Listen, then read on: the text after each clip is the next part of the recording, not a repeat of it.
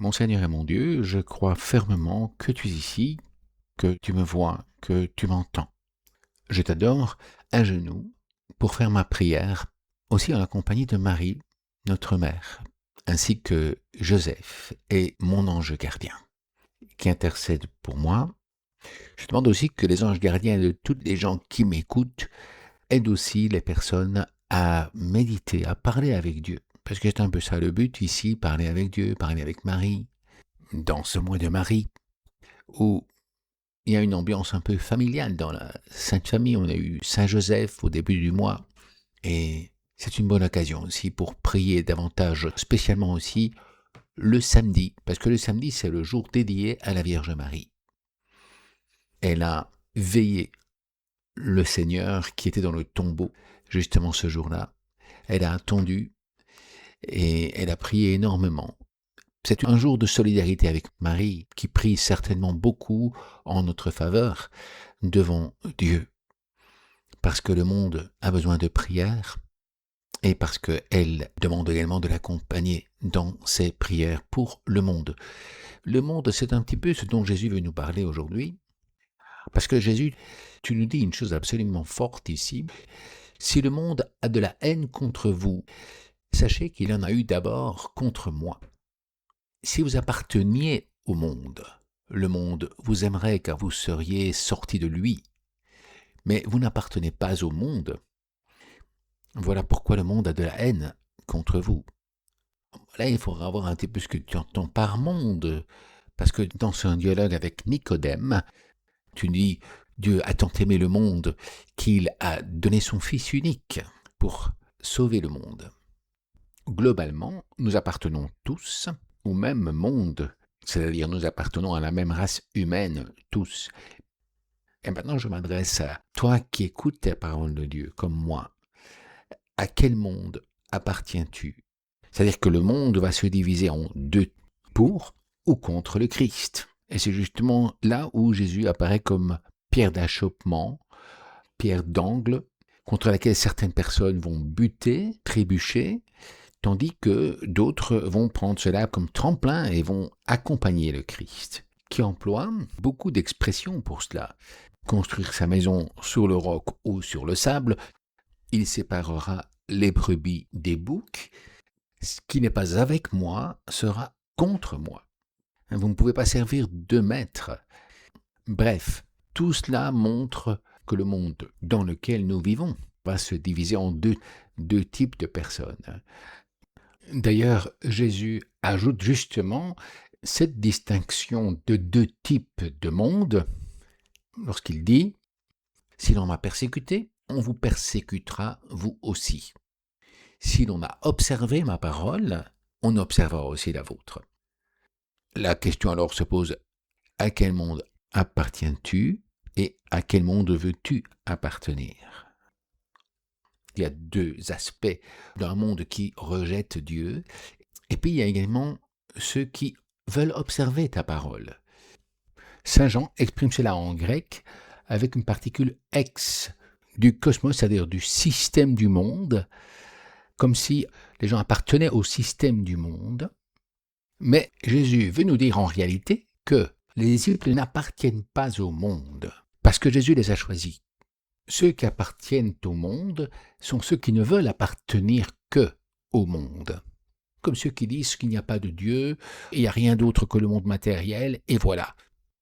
Tandis que le Christ dit que nous ne sommes pas le fruit du hasard, mais d'une volonté explicite et amoureuse de Dieu.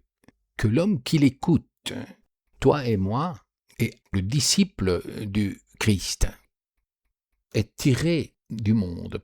Il a été choisi dans le monde pour appartenir à Dieu. Et c'est important de voir ça, qu'il n'est pas choisi pour sortir du monde. Même si nous sommes dans le monde, nous n'appartenons pas au sens fort du terme, comme si le monde nous possédait.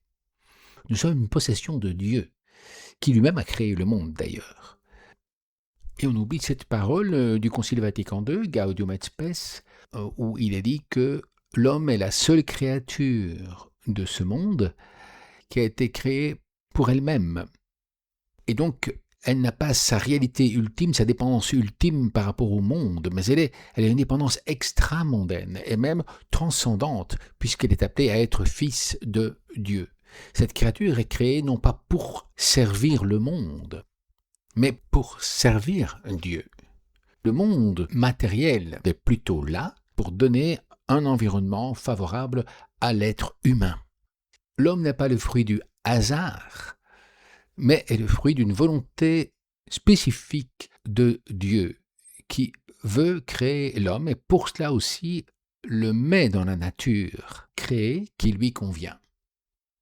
Jésus, tu diras beaucoup de fois cette idée, justement, votre vie vaut bien plus que celle des moineaux, que des lys des champs.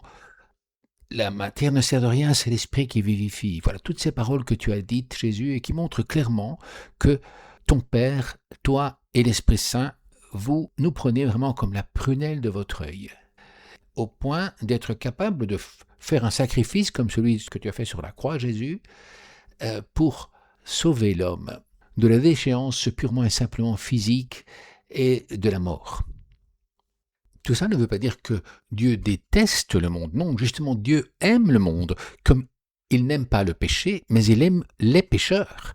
Il aime le monde même qui est, si on peut dire, mauvais, parce qu'il faut le sauver, parce que c'est le péché de l'homme qui a entravé toute la beauté et la bonté du monde matériel. Et Dieu veut réparer tout cela. Donc même le monde mauvais, parce qu'il est sauvable, est aimé de Dieu. Et on comprend donc à ce moment-là que Jésus puisse dire que Dieu a tant aimé le monde, spécialement l'humanité du monde, qu'il n'a pas hésité à donner son Fils pour le sauver. Dans le fond, Jésus, tu veux nous dire une chose importante ici, c'est que si le monde nous hait à cause de toi, Seigneur, ce n'est pas un hasard. C'est un signe que nous t'appartenons à toi et que nous ne voulons pas appartenir au monde comme un objet du monde, manipulé par le monde. Donc, travaille pour ce monde d'ici-bas et pas pour ton royaume, Seigneur, qui doit transformer ce monde, justement. Dieu te dit, tu m'appartiens, je t'ai appelé par ton nom. C'est-à-dire, il y a quelque chose de personnel entre Dieu et chacune des créatures humaines, comme toi, comme moi. Dieu t'aime, et c'est fondamental, il t'aime plus que tous les moineaux du ciel et toutes les lys des champs. Et Jésus a donné sa vie pour toi. Il est mort sur une croix pour toi, pour que tu puisses vivre avec lui éternellement. Saint Thomas d'Aquin soulignait que Jésus console en montrant que la source de toutes les persécutions est justement la haine contre lui. Et en avançant avec lui, on sera également persécuté. Le pape Jean-Paul II a souvent repris cette citation « L'homme est la seule créature que Dieu a créée pour elle-même ». L'homme possède une dignité telle au-dessus des autres créatures matérielles qu'il doit ressembler à Dieu. Nous sommes appelés à être fils de Dieu.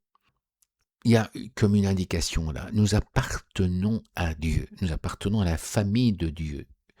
Nous n'appartenons pas au monde comme un oiseau, qu'une plante appartient au monde. Parce que nous sommes comme la prunelle de ses yeux. Dieu nous aime d'un amour bien plus grand que tout le monde matériel qu'il a créé. Mais en même temps, il y aura une rédemption de tout le monde matériel à travers l'homme.